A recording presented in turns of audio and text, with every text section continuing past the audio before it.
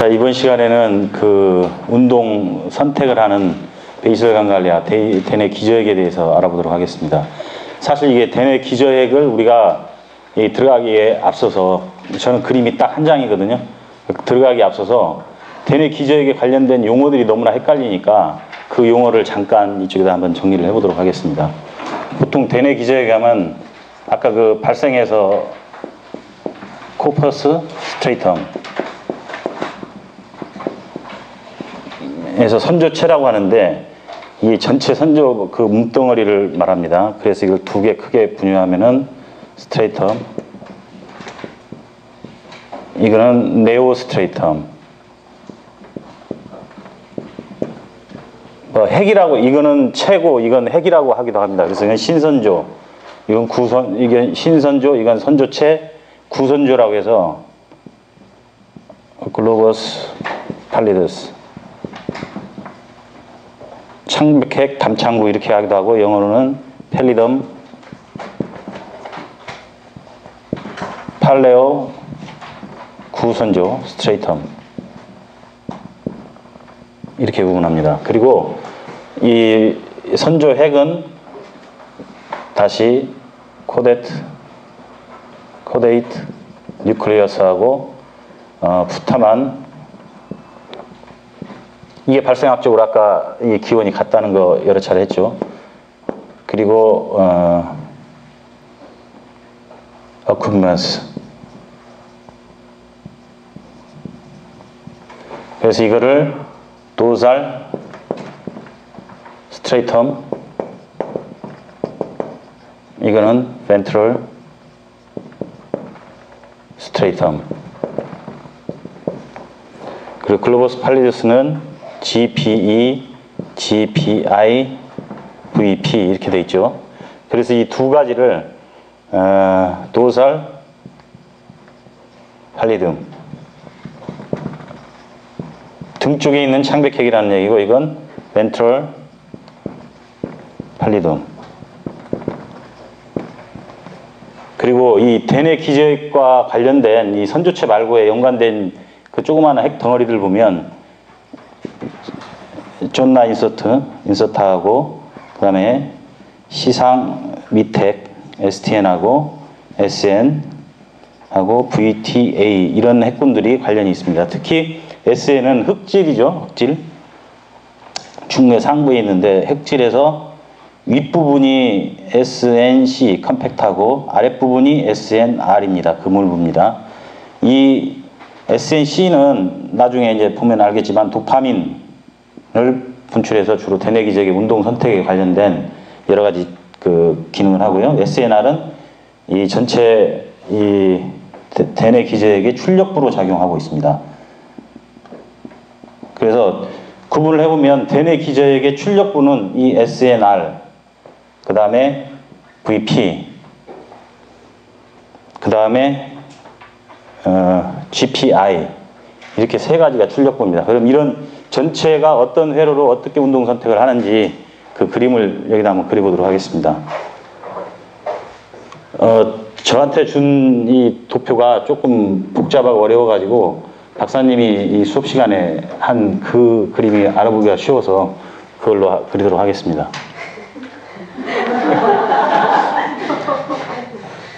그리고 그림은 약간 제가 이렇게 수직해서 좀 눕혔거든요. 눕혀야 이해를 하기가 쉬워서 이렇게 눕혔습니다.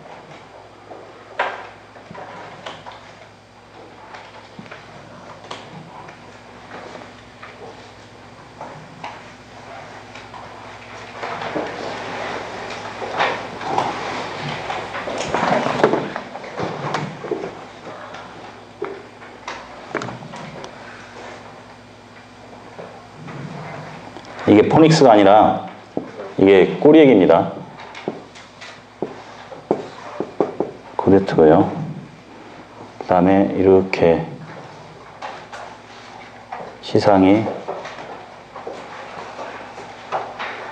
여러 시상핵이 있지만 이게 여기에서 편리하게 VA, VL, CM, 뭐 DM 혹은 MD라고도 합니다. 이 정도 표시를 하고요.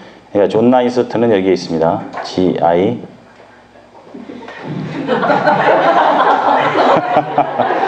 발음이 좀 이상하니까. STN 하고 SN인데 이 윗부분이 SNC고 밑에 부분이 SNR입니다. 그리고 여기에 이제 레드 누클레우스가 있죠. 그리고 이쪽 SNC 앞부분에 여기에 이제 VTA가 있습니다. VTA 영역이 있고요.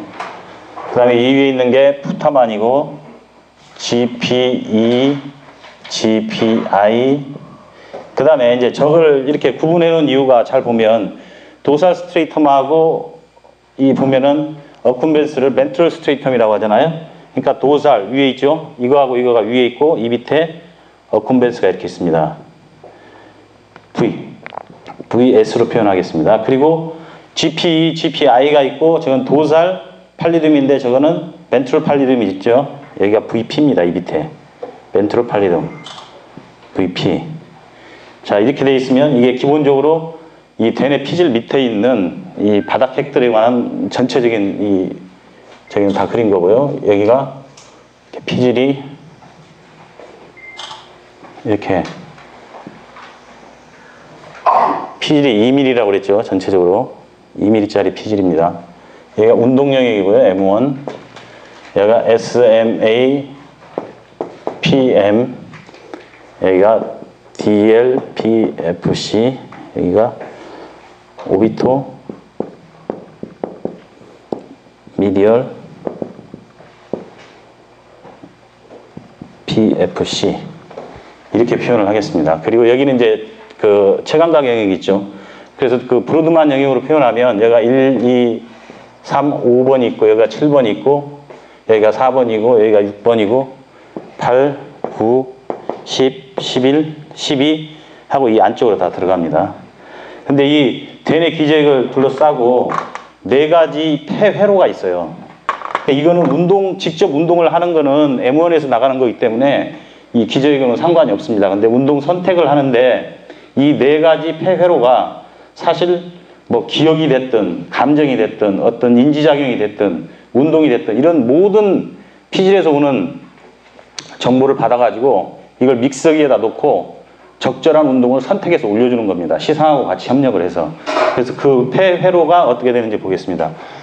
이 첫 번째 운동에서는 6번부터 시작을 하는데 여기에 이게 감각하고 같이 연동돼서 똑같이 움직입니다. 그래서 1번 영역하고 브로드만 2, 3, 그 다음 M1, 4에서 이걸 받습니다. 1, 2, 3, 4에서 이 출력이 나와서 이게 푸터만으로 가거든요. 푸터만으로 가고 GPI로 갑니다. 그리고 GPI에서 바로 VL로 갑니다. 근데 이게 사실 VL만이 아니고 VA, CM, 뭐 수질판 내 이렇게 전체를 다 가는데 무슨 대표적으로 이렇게 하나만 표시를 하겠습니다. 복잡하니까. 그래서 바로 이렇게 폐회로 브로드만 영역 6번으로 갑니다. 이게 운동과 감각이 연관돼서 폐회로를 그리는 거고 이게 일단은 그 다이렉트 패스웨이라고 합니다. 나중에 작용을 설명할 때 인다이렉트 패스웨이는 간접 경로는 한 번 더 설명을 하도록 하겠습니다. 그리고 두 번째로 이 연합 영역입니다. 어소시에이션 이 폐회로 서킷이고 이게 이제 그 인지 회로인데요. 여기 DLFC에서 9, 10번에서 시작되고 받는 것은 6번, 7번에서 받습니다. 근데 사실 이게 이쪽 그 연합 영역은 어소시에이션은 여기서부터만 받는 게 아니고 우리가 아는 감각연합, 뭐 두정엽, 후두엽, 뭐 측두엽 이런데 연합 영역에서 다 받습니다. 근데 대표적으로 이거 폐회로기 때문에 이거 하나만 그리는데 거기에서 일체적으로 전부 다 이 코다트 헤드로 1차적으로 갑니다. 그리고 코다트 헤드에서 바로 GPI 그 다음에 SNR로 갑니다. 그래서 SNR하고 GPI에서 다시 VA 사실 이 DM으로도 갑니다. MD, DM. 이거 역시 마찬가지로 DM으로 가고 VA로 가서 VA가 다시 있죠. 9번, 10번 영역에 이렇게 종질을 하는 이 폐회로가 인지회로입니다. 그리고 세 번째로 이 림빅입니다. 림빅은 변형계, 우리 감정하고 어떤 동기 이쪽이 어떻게 그 운동 선택하고 링크해서 들어가는지 보면 여기에서 들어오는 거는 자 24번 엔도라이널 코텍스하고 10번, 11번 그 다음에 해마, 편도, 내측, 외측, 측두엽 여기에서 입력을 받습니다. 대표적으로 하나만 그랬어요. 이게 VS 어쿰벤스로 갑니다. 어쿰벤스로도 가고 사실 코다트로도 갑니다. 코다트 헤드로도 가고요. 그래서 이게 VP로 가고 그 다음에 대표적으로 하나만 그리는데 원래는 GPI로도 가고 SNR로도 합니다. 그래서 전체 이 네 가지 회로가 출력부는 전부 다 SNR로 다 연결되어 있다는 거를 이거를 생각을 하시기 바랍니다. SNR하고 GPI하고는 다 들어가 있어요. 운동이든 변형계든 전체가 다 들어가 있거든요. 그래서 여기에서 다시 VA나 DM 이런 쪽으로 가고 이쪽에서 다시 이쪽 10번, 11번 영역으로 들어오는 쪽 영역으로 들어가는 게 이게 감정의 회로입니다. 근데 이거는 사실 그 인터널 캡슐하고는 상관이 없어요. 인터널 capsule은 시상에서 감각을 받아가지고 대뇌 피질로 투사하는 거고 이런 이 내부에 있는 이런 다발들도 인터널 캡슐하고 같이 때로는 관통하기도 하고 때로는 그냥 같이 횡단해가지고 인터널 캡슐하고 같이 종지하고 왔다 갔다 하거든요. 그렇게 해서 이 전체 운동 선택을 합니다. 근데 운동 선택을 할 때 마지막으로 이 아까 이 회로 다이렉트 패스웨이에서 인다이렉트 패스웨이가 또 있습니다. 인다이렉트 패스웨이는 똑같이 푸타만에 정지하고 푸타만에서 GP2로 이 억제 종지를 하고 GP2에서 STN으로 또 억제를 하고 STN은 다시 GPI로 흥분, 글루타메이트로 해서 흥분을 시킵니다. 이 회로가 인다이렉트 패스웨이인데 이 나머지들과 어떻게 연관이 되면 VTA에서는 어쿰벤스로 VS로 해서 도파민을 분출하고 SNC 흑질부 치밀부에서는 이 인다이렉트 패스웨이 그러니까 GP2에 종지하는 신경섬유에는 D2 도파민 D2 수용체가 있기 때문에 이 억제로 작용을 합니다. 그리고 이게 GPI에 이 종지하는 이 신경섬유에는 이쪽 등쪽 액들에 이게 종지하면서 도파민이 작용하면 이게 흥분성으로 작용을 합니다.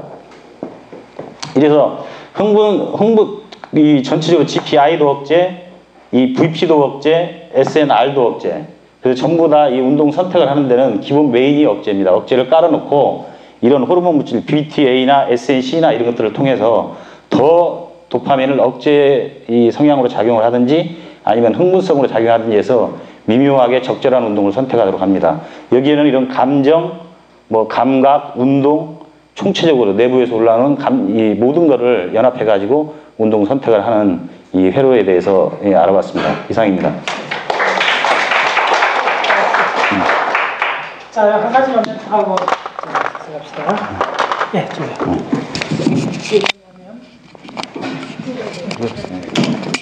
하나 그런 수치들이 잘 안 나오는데 교과서에 나오는 수치입니다. 기억해 두세요.